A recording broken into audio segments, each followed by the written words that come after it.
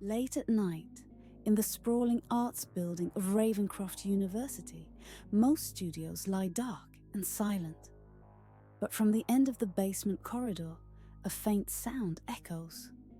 The steady tap of chisel against stone. The sound has been constant here for 3 years now. A rhythm as reliable as a heartbeat. The walls are lined with student artwork, sculptures in various stages of completion, some draped in dusty sheets, others left exposed. In the dim light, they seem to watch as we pass, their empty eyes following our movement. A drinking fountain drips slowly, the sound echoing off tiled floors. A flyer for a long-past student exhibition flutters in a non-existent breeze. At the end of the hall stands a heavy wooden door, its small window covered from the inside. Light seeps out from underneath, a harsh fluorescent glow that seems too bright, too artificial for this hour. A simple nameplate reads, M. Whitman, Graduate Research. The studio beyond the door is a cave of creation. Every surface is covered in a fine layer of marble dust, giving the room an otherworldly snow globe quality. Chisels, hammers, and files of every size hang on pegboards, their shadows creating strange patterns on the walls. Half-finished sculptures crowd the corners, attempts abandoned in pursuit of something greater.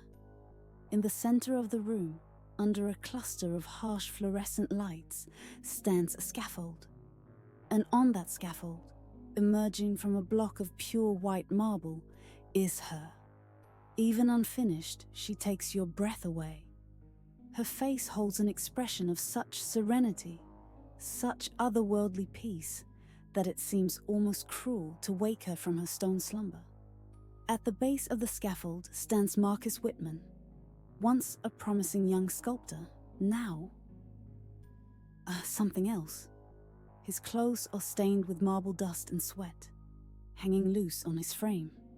When did he last eat? Dark circles shadow his eyes, which hold a fever-bright gleam of obsession. His hands, once steady and sure, now tremble slightly as he works, though his cuts are still precise, still perfect.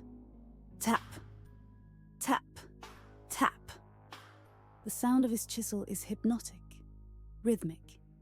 Each strike removes another tiny flake of marble, revealing the perfection he knows lies beneath. The air is thick with dust and the acrid smell of stone, tinged with something else. The copper tang of blood from his cracked, bleeding hands. 3 years of work have taken their toll, but he's close now. So close to perfection. The door opens with a groan of protest, spilling yellow hallway light into the stark white room. Marcus doesn't turn, doesn't even pause in his work. The chisel keeps its rhythm. Tap, tap, tap. Marcus, are you still here? Professor Chen's voice carries a weary familiarity with this scene. She's played this part before. The concerned mentor checking on her obsessed student. Her sensible shoes make soft sounds on the dust-covered floor as she enters. The professor's eyes sweep the studio, taking in the changes since her last visit. More unfinished works abandoned, fewer personal touches. The photos of family and friends that once decorated his workspace are gone now, leaving only bare walls and that ever-present marble dust. Just finishing up, Marcus calls back, not looking away from his work. His voice is hoarse from disuse, as if the only conversation he has these days is with stone. Professor Chen walks closer, her movements careful, like someone approaching a wild animal. The light catches the silver in her hair, casting a halo around her head. You missed critique again today. Your classmates are worried about you. As Professor Chen draws nearer, she sees the statue clearly for the first time in weeks. Her breath catches audibly. The level of detail is extraordinary, beyond anything she's seen in 40 years of teaching. Each eyelash is individually carved, every fingernail perfectly rendered. The marble skin seems almost translucent, as if real flesh lies just beneath the surface. But there's something else, something that makes the professor's skin crawl, though she couldn't say exactly why.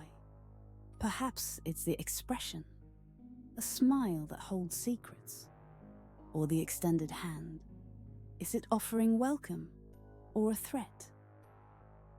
Day bleeds into night, the natural light fading from the high windows, until only the fluorescent glare remains.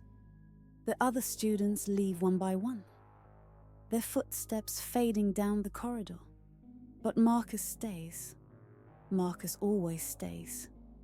From a locked cabinet, Marcus retrieves items that have no place in a sculptor's studio. An ornate brass incense burner, ancient and tarnished.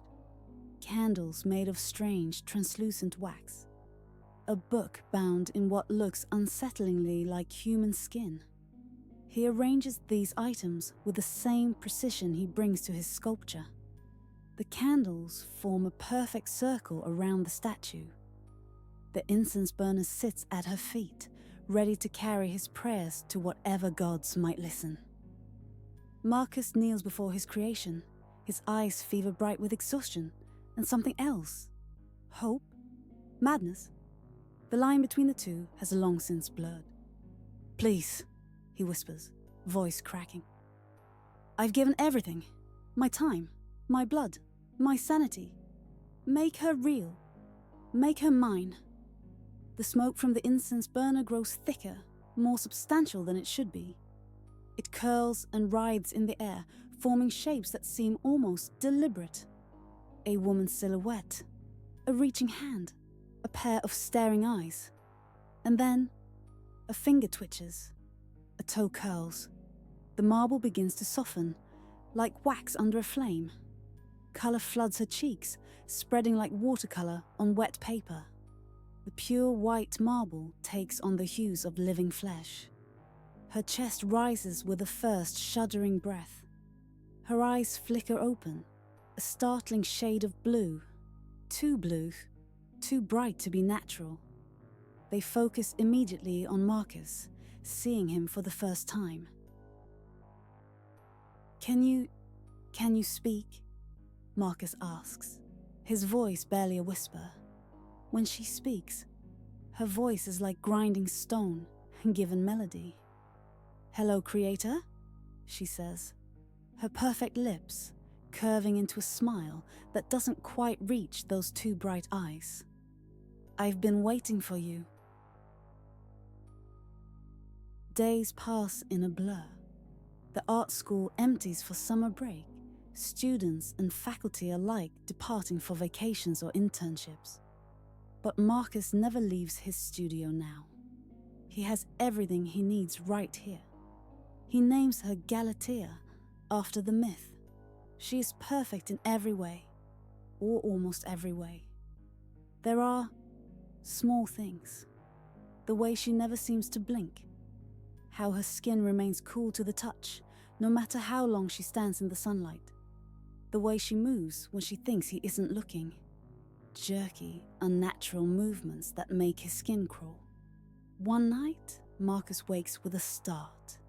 Something is wrong, but he can't place what. The studio is dark, lit only by the faint glow of a safety light. She's standing over his bed, perfectly still. Her head is tilted at an angle no human neck could achieve. In the dim light, her eyes seem to glow faintly.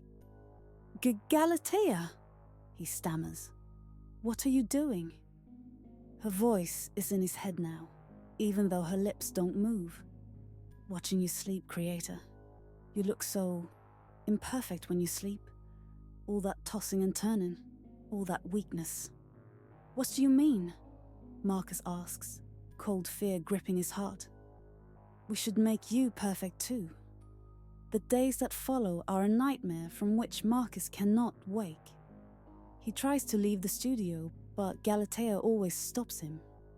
Her strength is inhuman, her grip like stone, It starts small, a patch of skin on his hand that looks too smooth, too perfect.